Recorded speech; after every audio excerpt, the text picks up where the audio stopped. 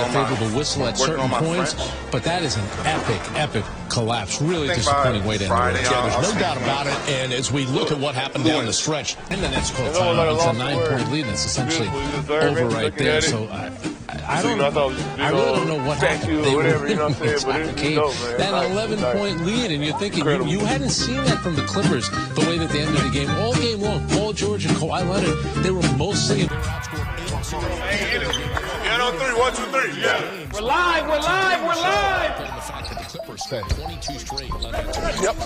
Go high. To be fair, where the Nets had open shots, they just weren't knocking them down. Oh, yep. What gave you any indication Go to work. that the Nets were going to give Nice, Red. Nice, Red.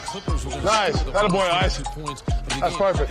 We're excited to be here. You know, again, we understand how special it is and how lucky we are to have been selected by the NBA to come over here and represent the NBA. It's an opportunity for our guys to showcase themselves, showcase the NBA, the love of the game, and, you know, hope that it spreads even more. Mitchell wheels to the basket. Oh, about that move. Donovan Mitchell. It's an amazing experience being here with, you know, my teammates.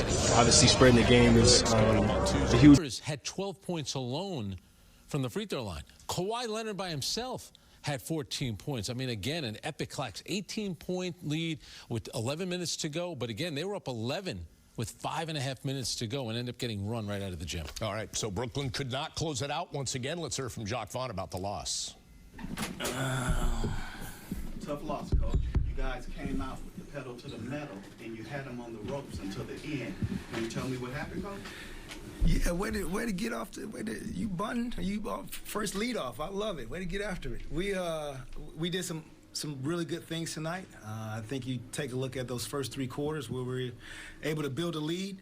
Got us to the fourth quarter where our composure and poise was tested, and you give them credit for making a lot of plays. But it's never, you know, in my eyes, one play, whether it is you're up 18 going into the fourth quarter and you don't come up with a rebound and Westbrook shoots a 3 in the corner. Now it's 15. So all the plays matter for us throughout the course of the game. Yeah. When you look at your offense coming into this game, being able to knock down so many points the way that you guys were able to knock down and make so many shots, defensively, was there any adjustment that the Clippers did make to kind of like contain you guys in those last few minutes? No, I think it was on us, really. I think we slowed down, and which was to their advantage. We tried to pick on matchups, and just the NBA is not going to allow you to do that.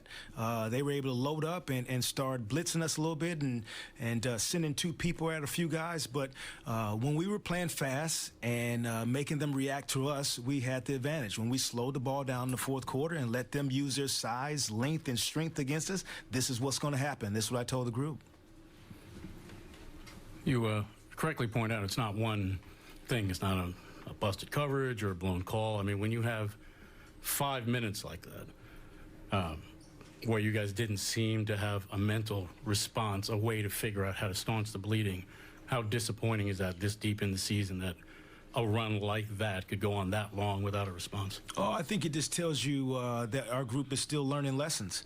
And so whether it's being organized after a free throw, which you have plenty of time to be organized and get into a set, you got that piece of it. Whether it's taking the shots that you would normally take throughout the course of the game that your teammates expect you to take, that piece of it, whether you're up 6, whether you're down 6.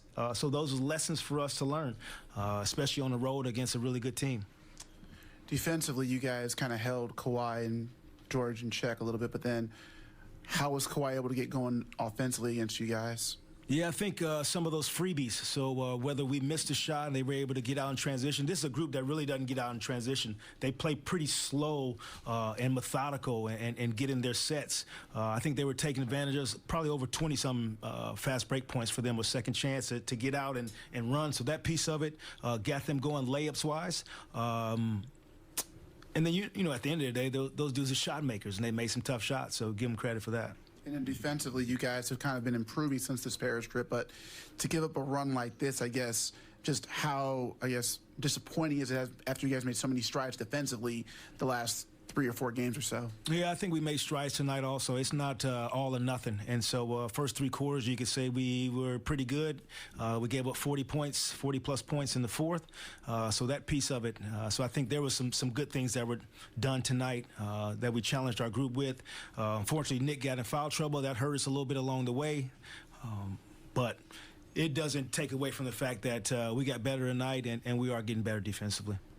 For 3.5 quarters, you guys played with a lot of pace, both in how you were running and also how you scrambled defensively. In your mind, did you guys slow down, or did they do something to slow you down? No, we slowed down. We slowed down, tried to manipulate matchups, and that's not going to work. Not for our group. We can try it and see if we can beat dudes one-on-one, but that's not how we built our lead. That ball was pinging around. They didn't know who to guard. Multiple actions, randomness, that piece of it gives you an advantage, whether it's a closeout, whether it's a blown coverage. But if you line up and you and I just switch and you stay in front of me, there's some long, strong dudes across this lead, and they're not going to let you play one-on-one. For pretty much most of the afternoon, it looked like your team was going to come away with a really good win against a really good opponent. Yeah. The way it, fizzled out. I mean, you seem very even-keeled about things, but you've been around basketball a long time. To your credit, what are you feeling, having experienced that was pretty unusual what we saw? Yeah, it's interesting. You see more and more games, I think, like this throughout the course of the year than I ever saw before my time in the league, just because of the 3-ball, the momentum shifts, that piece of it. And the momentum shifted pretty quickly and gave them, which I'm a big believer, just the energy shifted towards them at the end of the third, beginning of the fourth quarter. I'm disappointed in the fact that we didn't win the ball game. That's the mission. But also encouraged by how we were able to play for 3.5 quarters. So show that we're capable of doing it. And now we got to take the next step of really valuing every possession. I'm going to keep saying that. And we gave away some possessions at halftime, at the end of the third, the beginning of the fourth, whether it's an inbound and we don't execute an inbound play. We have to take advantage of every single possession. So that gives me hope and belief for this group that eventually we'll be able to do it. Thanks, JV. Okay.